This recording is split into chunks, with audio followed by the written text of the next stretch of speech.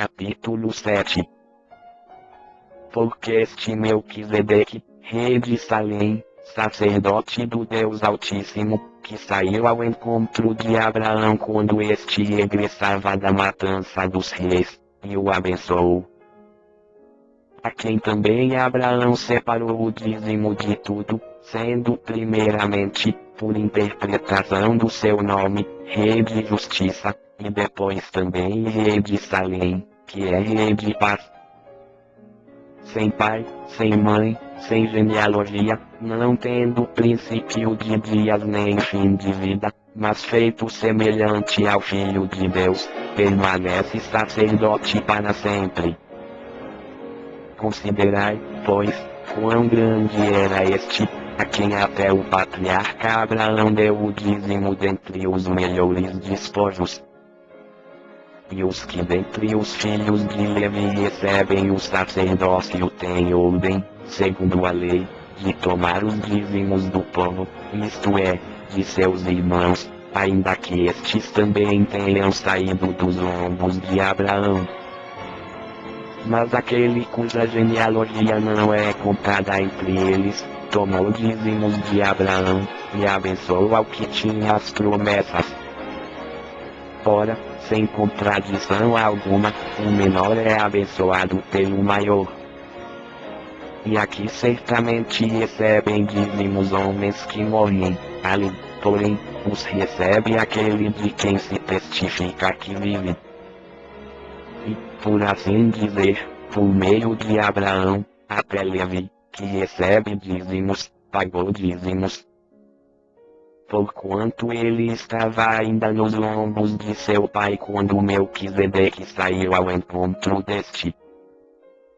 De sorte que, se a perfeição fosse pelo sacerdócio levítico, pois sob este o povo recebeu a lei, que necessidade havia ainda de que outro sacerdote se levantasse, segundo a ordem de Melquisedeque, e que não fosse contado segundo a ordem de Arão. Pois, mudando-se o sacerdócio, necessariamente se faz também mudança da lei. Porque aquele, de quem estas coisas se dizem, pertence a outra tribo, da qual ninguém ainda serviu ao altar. Visto ser manifesto que nosso Senhor procedeu de Judá, tribo da qual Moisés nada falou acerca de sacerdotes. E ainda muito mais manifesto é isto, se a semelhança de Melquisedeque se levanta outro sacerdote, que não foi feito conforme a lei de um mandamento carnal, mas segundo o poder de uma vida indissolúvel. Porque dele assim se testifica, tu és sacerdote para sempre, segundo a ordem de Melquisedeque. Pois, com efeito, o mandamento anterior é abrogado por causa da sua fraqueza e inutilidade. Pois a lei nenhuma coisa aperfeiçoou, e desta sorte é introduzida uma melhor esperança, pela qual nos aproximamos de Deus.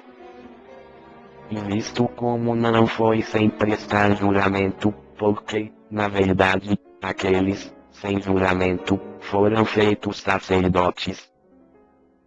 Mas este com juramento daquele que lhe disse, jurou o Senhor, e não se arrependerá, tu és sacerdote para sempre. De tanto melhor pacto Jesus foi feito fiador. E, na verdade, aqueles foram feitos sacerdotes em grande número, porque pela morte foram impedidos de permanecer. Mas este, porque permanece para sempre, tem o seu sacerdócio perpétuo.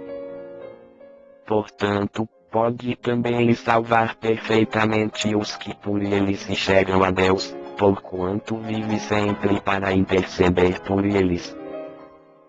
Porque nos convinha tal sumo sacerdote, santo, inocente, imaculado, separado dos pecadores, e feito mais sublime que os céus, que não necessita, como os sumos sacerdotes, de oferecer cada dia sacrifícios, primeiramente por seus próprios pecados, e depois pelos do povo, porque isto fez ele, uma vez por todas, quando se ofereceu a si mesmo. Porque a lei constitui sumos sacerdotes a homens que têm fraquezas, mas a palavra do juramento, que veio depois da lei, constitui ao Filho, para sempre aperfeiçoado,